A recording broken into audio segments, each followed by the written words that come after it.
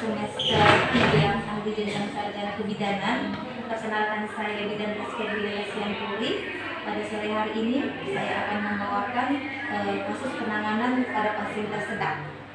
Nah, kalau mendengar kata tersedak, sepertinya kata tersedak itu sudah tidak asing lagi ya di telinga kita. Kira-kira adik-adik ada yang tahu tidak definisi dari tersedak? Tersedak itu masuknya sesuatu benda dari mulut kita yang membuat susah nafas. Oke. Adik yang satunya? Tersedak adalah masuknya suatu benda asing ke jalannya. Oke. Definisi dari tersedak itu sendiri adalah masuknya suatu keadaan, masuknya benda asing ke saluran pernapasan. Bisa berupa makanan ataupun cairan yang menghambat saluran nafas. Oke. Kemudian jika ada pasien yang tersedak, yang pertama sekali yang timbul di pikiran kita itu apa? Atau bisa nggak orang adik-adik bisa memberikan ciri-ciri pasien tersedak itu apa saja? Susah nafas. Oke, susah nafas. Kemudian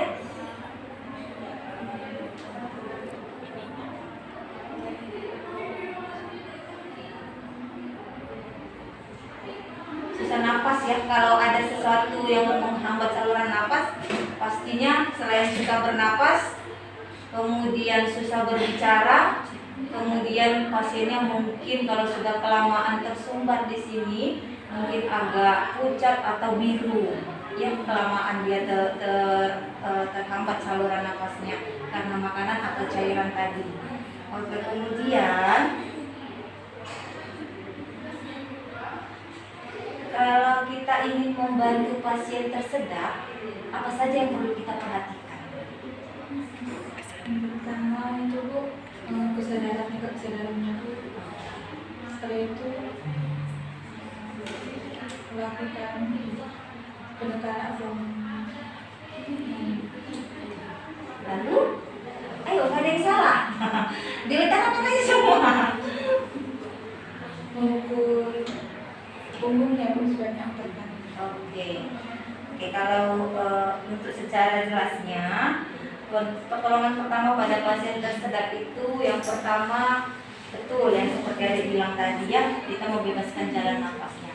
Tentunya kita perhatikan dulu sekitarnya, kita posisikan dulu pasiennya. Benar nggak ini pasiennya tersedak? Jangan-jangan pasiennya yang gagap ya kan? Oke, pasti ada bedanya ya kan? Kemudian kalau kita menemukan ada pasien atau tetangga atau anak-anak yang lagi bermain, lagi makan tiba-tiba tersedak, yang pertama sekali kita lakukan itu adalah kita posisikan dia. Nah, kita berdiri tepat di belakangnya. Kemudian kita minta dia untuk batuk supaya sumbatan yang menghambat jalan nafasnya ini bebas keluar sumbatan tersebut. Nah, kalau itu tidak berhasil, kemudian kita posisikan. Kita tetap berdiri di belakangnya, kemudian kita tepuk punggungnya, ya sebanyak 5 kali. Kalau itu juga tidak berhasil, kita lakukan tekanan abdomen untuk membebaskan jalan nafas dari sumbatan yang tadi. Ada yang tahu kira-kira berapa kali tepuk punggung sama tekanan abdominal tadi kita lakukan? Abdomen sebanyak 5 kali. Punggung 5 kali. 5 kali. Ada yang bisa mempraktekannya kepada saya? Bisa lah ya. Nah, coba dipraktekkan dulu kepada saya. Bagaimana kira-kira tekanan di bagian punggungnya? Bagaimana posisi kita penolong? Bagaimana posisi pasien? Langsung kayak seperti tadi Bu, atau cuma pakai ini?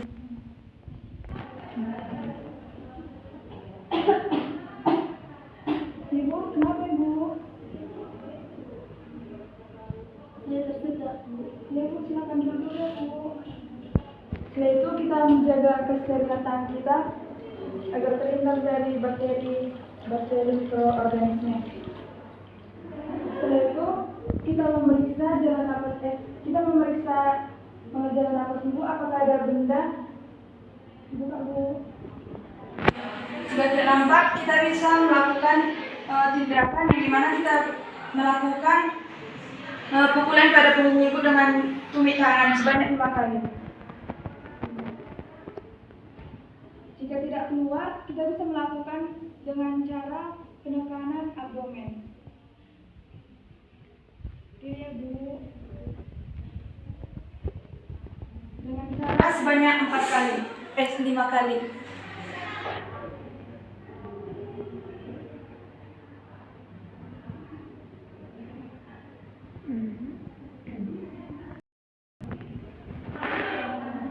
Oke, sudah. Oke, betul ya seperti yang sudah dijelaskan tadi. Kalau ada pasien yang tersedak seperti yang pernah saya alami dan atau praktek saya, itu biasanya nggak bisa ngomong lagi pasiennya, udah. Jadi biasanya dia ini pun datang tidak sendiri, mungkin bersama orang tuanya, temannya, ya kan. Nah, orang tuanya kita tanya, ini kenapa? Oh, pas makan tadi tiba-tiba dia nggak bisa ngomong lagi, susah bernapas. Nah, kita harus tanya dulu, jangan langsung kita tepuk-tepuk punggung anak orang, ya kan. Nah, yang kedua itu memang kita sedang kita anamnesis, kita minta inform konsennya supaya mereka mengerti tujuan dari nanti penanganan yang kita lakukan ini apa. Yang ketiga, baru kita cuci tangan. Kita persiapkan diri kita. Ini kita mau menolong pasien. Nah, kita cuci tangan, kita periksa jalan nafasnya. Betul yang tadi, kita periksa. Kemudian kita suruh batuk. Nah, kalau sampai sudah batuk pun sudah tidak keluar lagi, baru posisikan pasiennya berdiri di belakang. Minta pasiennya sedang duduk. Nah, kemudian kita tepuk pakai punggung tangan kanan. Kita tepuk sebanyak 5 kali ya. Ini karena sadar ya, nanti kesakitan pula dia ya kan. Kita tepuk. Ini agak bungkuk, kita tepuk.